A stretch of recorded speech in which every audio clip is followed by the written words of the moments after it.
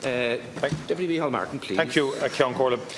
Taoiseach, over 500,000 homes and businesses across the country are still without broadband and high-speed connectivity, which is having a huge impact, negative impact, on the capacity of rural enterprise in particular to develop and prosper, and having a significant impact, negative impact, on the quality of life for many households across rural Ireland. Now, the original National Broadband Plan was published in 2012. The procurement process was approved by Cabinet in December 2015. It's now heading to December 2018, and a snail's pace progress being witnessed by all, and many people very frustrated, despite all of the political promises and promises before elections and so on.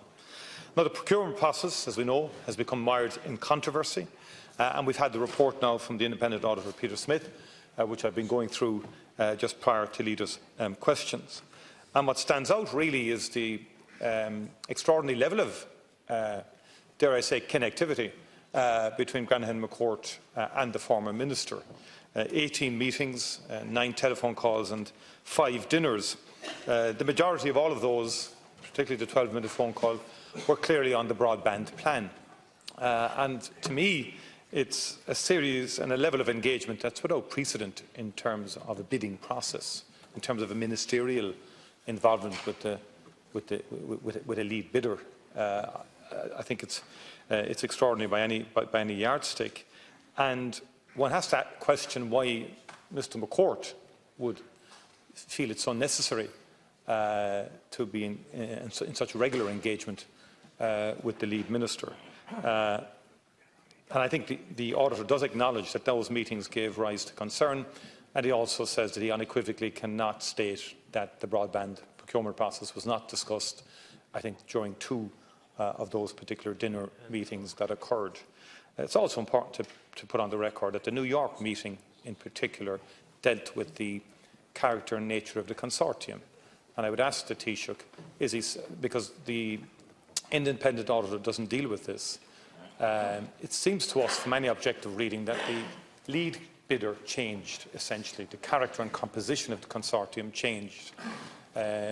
It's questionable as to whether the final bidder now in the race would have actually passed the pre-qualification stage. We don't know that because we don't know the criteria. But essentially, ENET was the lead bidder.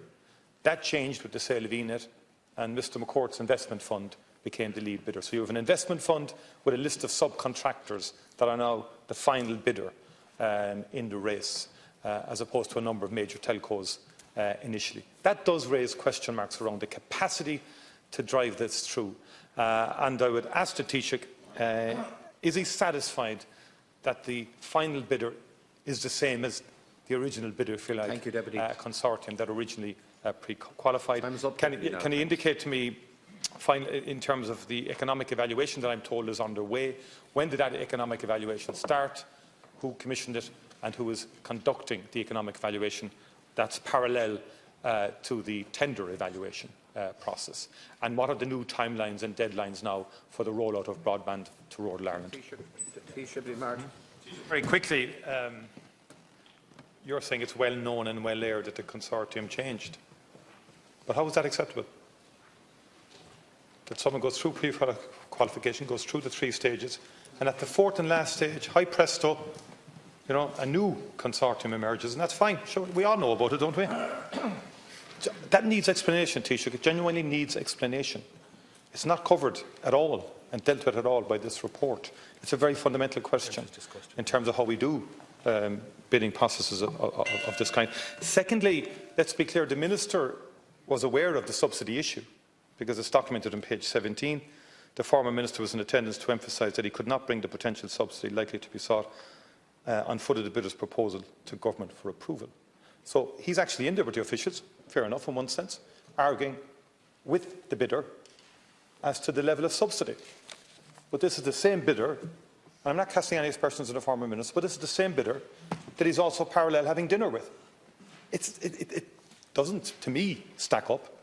And the report doesn't really, in my view, deal with those kind of fundamental issues. Right, I mean, that's about as crucial an issue that can be to the benefit of any bidder in terms of what is the level of subsidy. Time is up. And finally, Taoiseach, do you accept that the canvassing rules were breached as per the documentation, which is very clear in terms of the canvassing protocol? And can you give me transparency in terms of the costs of the rollouts of the National Broadband Plan? Now, you did say to me that it was going to be a multiple of what was originally believed. Can you give some transparency on that?